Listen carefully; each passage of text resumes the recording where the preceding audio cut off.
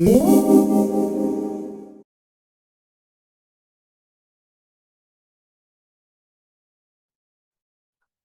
fantastic to see you, Lucy. Thank you very much.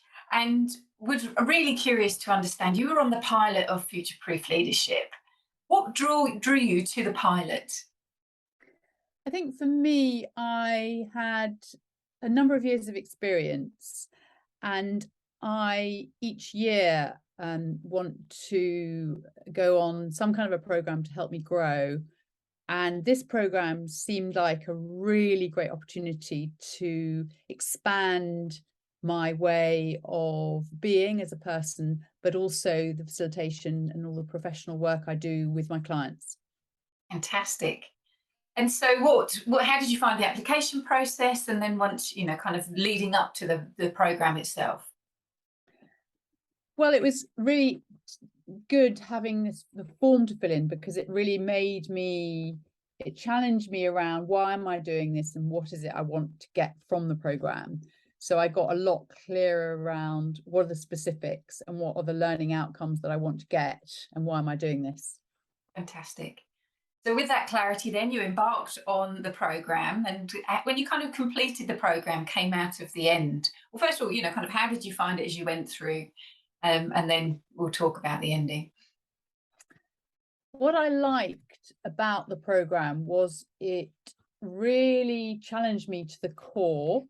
So whenever I embark on something like this, I never see it as something that's just for my professional life. I look at it as my own personal growth. And then if I get additional pieces that I'm able to then input into my client work, then it's a real bonus. And in spades, I learned so much about myself.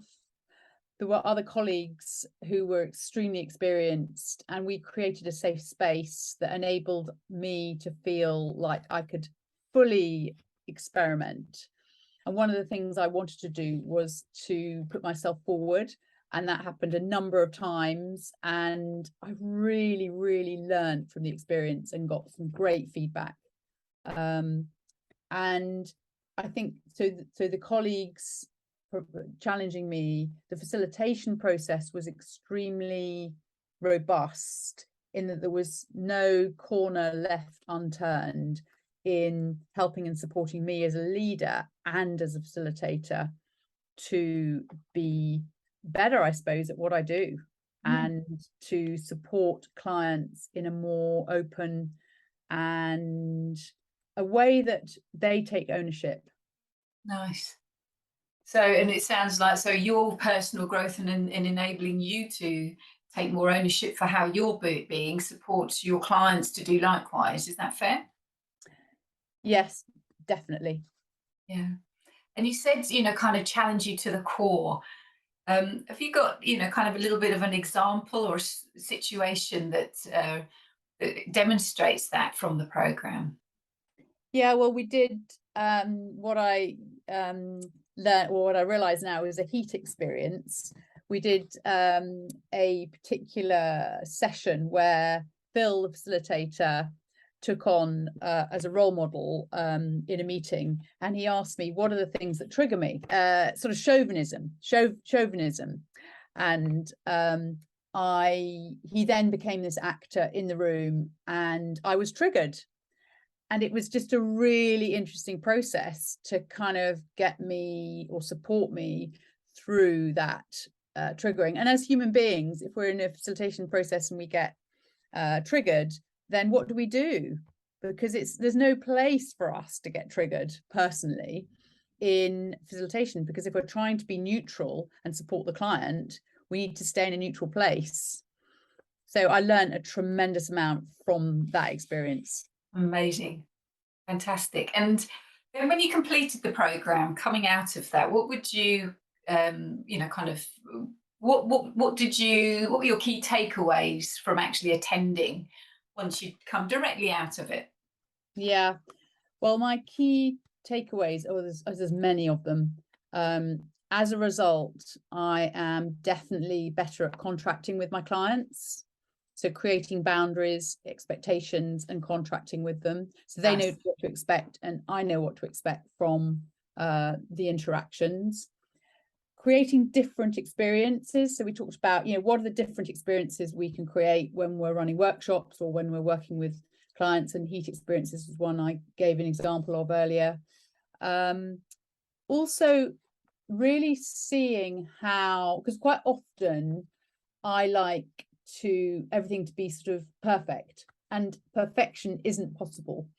And what I kind of learned, I was given the confidence, and I learned more about how do I give the client ownership so that they go away and they take the actions, because there's no point in me doing that. If I do that, then I'm rescuing them. So how do I enable them to take ownership for their actions going away? And also confronting the client with what I see in the room. So having more courage because that's not a judgment, that's just sharing what I'm seeing in the room and having that really authentic, honest conversation, and then getting a learning from it if it's appropriate. And then the other big thing was the mega trends, and seeing, I suppose it made me realize the importance of the helicopter view, the bigger environment that we're in, and what are the mega trends that are going to affect our future. And that sits as a backdrop for all of us in personally and in business. So those were the sort of key, I suppose, improvements or movements I saw in the work I'm now doing as a facilitator, as a leader. Amazing. So and kind of that theme of ownership coming through, and being in that kind of ability to really create that safe, honest, authentic, vulnerable place of real, kind of powerful interaction. Yeah, absolutely. Fantastic. And so the program has been not complete, but started nearly a year ago. And what do you see has happened since completion of the program in your kind of your world now? I see my facilitation and coaching having stepped up to another level. So definitely creating an even safer space with clients, more variety in the work I do. The Holos frameworks really, really valuable in having conversations with the client, setting a context and have framework to have a really robust conversation. So I really feel like my facilitation and coaching and leadership and the way I am has just moved to a new level. And it's a weird thing, but it's like I can be myself. It's almost given me permission, or I've gained more confidence through the program to show up, be vulnerable, be myself, and not necessarily worry about what the outcome is. Work it out as you go along. If you show up and be authentic, then whatever comes out will be what's meant to happen. Yeah, fantastic.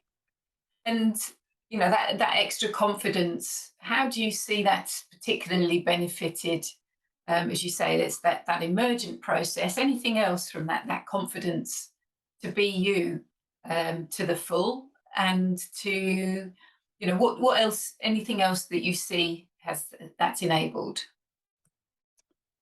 I think that's probably the main things. The authentic piece, showing up, being honest and being open with the client, creating that space and sharing my own examples. So being vulnerable myself in sharing an example that might be appropriate for the client. Nice.